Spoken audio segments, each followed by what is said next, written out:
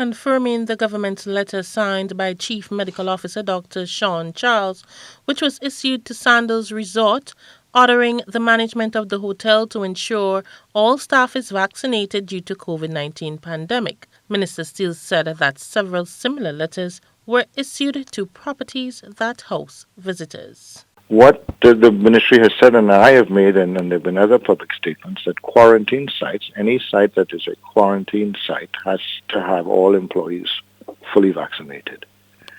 So any hotel that has persons coming in from abroad, spending a time in quarantine, regardless of the hotel or facility, they must have everyone fully vaccinated. So we've done inspections and placed entities on warning, and they have a certain time frame in which to remedy, otherwise they'll be taken off the list. As it relates to exemption for vaccination, Minister Steele said there are medical exemptions.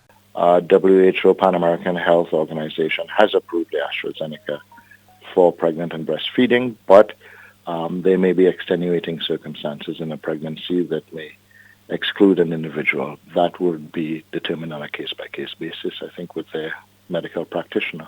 In response to accusation towards the government that they are contradicting themselves, Minister Steele had this response.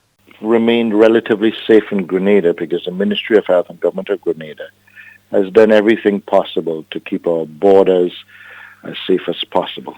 And that means that we must utilize any and all tools available to us to keep the public safe.